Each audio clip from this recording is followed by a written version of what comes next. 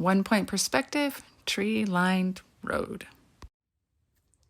Hi, 7th and 8th grade drawing and art class. In this lesson, I'm going to be showing you step-by-step instructions on how to create the 1-point perspective tree-lined road.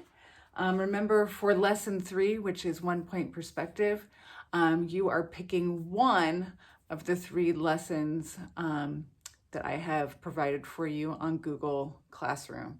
So if you so choose to do this one, I'm going to be walking you through the steps on how to create a tree-lined road. You will need an 8.5 by 11 or 8.5 by 10 piece of drawing paper. It can be copy paper, it can be sketchbook paper, but it needs to be white, it needs to be clean. So not notebook paper, that will not work for this lesson. We're gonna be working vertical today, so you need to make sure you have your paper going vertically. To do this art project, you are going to need a ruler, a pencil, a Sharpie marker, and then you have your option on what kind of material you would like to use to add color. And you can use more than one type. In my example that you're going to see today on this video, I used crayon in my sky, and in my grass, I used pencil to create a cobblestone road, and then I used watercolor to paint my tree. So you can use a variety of coloring materials to add color, or you can do it all in the same one. All right, here we go. Follow along. Also, make sure you check out the Google slide.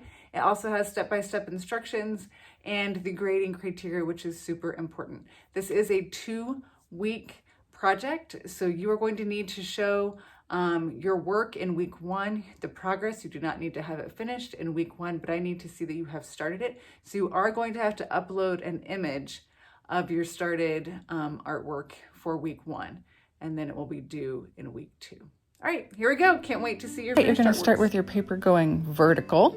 Take your ruler and approximately 2 to 3 inches from the top of your paper, you are going to draw a straight line really lightly because you're going to have to erase a portion of this line. Next, you're going to put a dot. This dot is your vanishing point. The dot needs to be on the horizon line, and it needs to be approximately 1 inch from the edge of your paper. So I've chosen the right side of my paper, 1 inch from the right side on my horizon line. I've put my vanishing point. If you want to do it on the left, that's fine.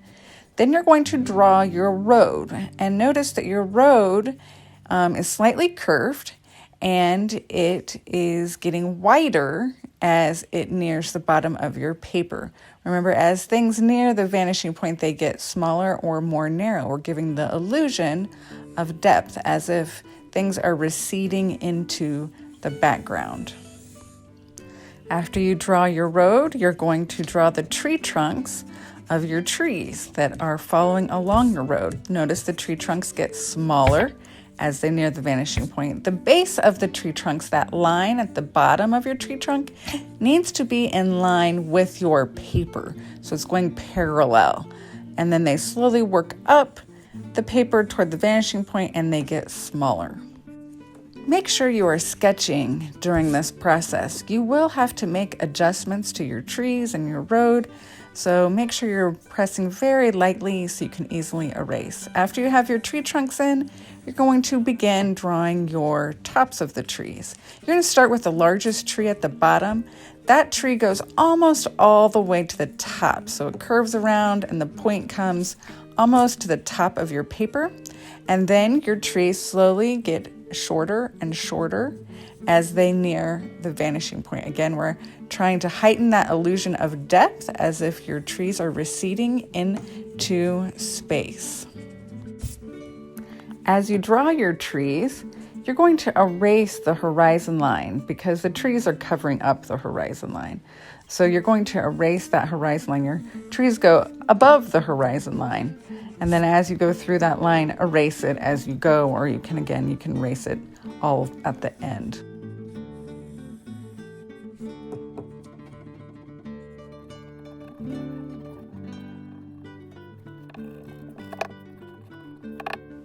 Once you are happy with your sketch of your trees receding back into space, getting smaller and smaller as they near that vanishing point. You've erased the horizon line through the trees, but you're going to keep the horizon line where it hits that last small tree to the end of your paper. Then you're going to take a Sharpie. If you don't have a Sharpie, you can use just a black marker. If you don't have a black marker, you can use a black colored pencil. We just really want to darken those lines. Again, if you don't have a black colored pencil, you could use black crayon or just press really hard with your pencil. And you're going to go and firm up those sketch lines. So you're outlining everything so it's nice and clean and crisp. Careful to go over all of your pencil lines, all of your trees, your road, and your horizon line. After you've outlined everything with marker, then you're going to take an eraser and clean up all of your pencil lines. All right, now we're going to add creative patterns to our tree tops. You're going to use, again, Sharpie marker or black marker, black crayon. If all else fails, you can add this with pencil, pressing really firmly.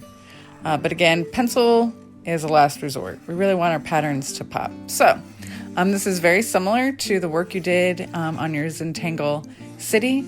You're coming up with creative patterns to add to each tree. If you want to use the same pattern for each tree, that's fine. Or if you'd like to come up with a different pattern, that is fine as well.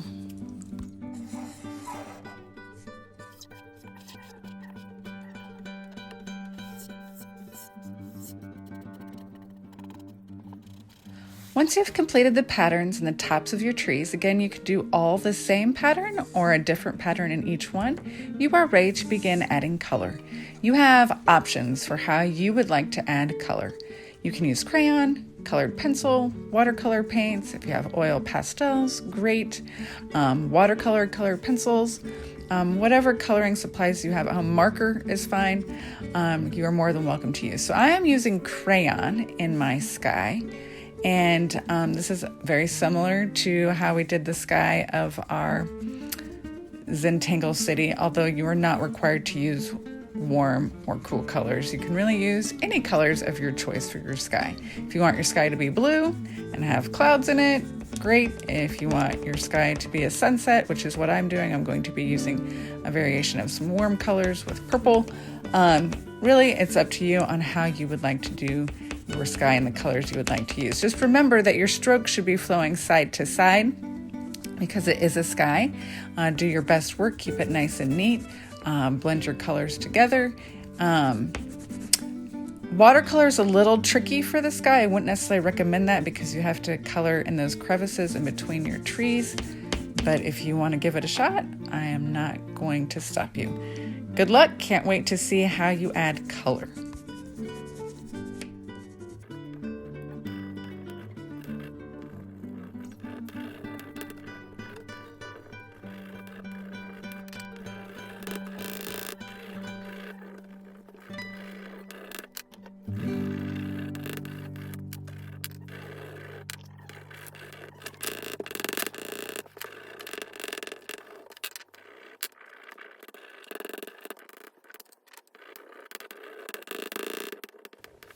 I've chosen to also use crayon in the grass portion of this landscape. This can be a mixed media artwork, so you can use watercolor in combination with your crayon if you want to do your sky in crayon and then color your grass in marker. You don't have to use the same materials for the whole thing, so I'm going to be using a combination for mine. After you have colored your ground, then you're going to color your road. I chose to do a cobblestone road with pencil, but if you want to paint it, if you want it to be a regular street road and add those separating street lines, it's really your choice. If it's a dirt road and you just want to color it brown, that's fine. I've also had students consider it more as a stream, and if you want to paint it as if it's water, that's also an option. So you really have some options here. Also, the colors that you use for this artwork don't have to be realistic. If you want to color your ground purple, great. If you want to color your trees blue, that's fine. So the colors you use in this don't have to be realistic colors. Have fun with it and be creative. Now I've moved on to painting my or adding color to my trees, I've chosen to use watercolor paints. But again, you can choose any material that you would like. If you want to do colored pencil, crayon, marker, that is fine. Whatever you have available at home. So I've chosen to do watercolor paints, and I have chosen to paint my trees getting darker as they recede toward the vanishing point, but really you can paint them all one color, you can paint them multiple colors. It's really your choice. I'm excited to see what you come up with and your finished works. Don't forget to upload an image of your finished work to Google Classroom. It must be submitted in Google Classroom in order for you to receive a grade. If you have questions on how to do that, please email me or contact me through Google Classroom, and I can give you those directions. Also, don't forget to check out the grading criteria for this assignment located in the Google slide for this project. The whole focus of this assignment is 1-point perspective. So make sure that you are following those directions on horizon line, vanishing point, and things getting smaller as they near the vanishing point. That's the whole point of the lesson. So make sure that you're really working and doing your best work to achieve that.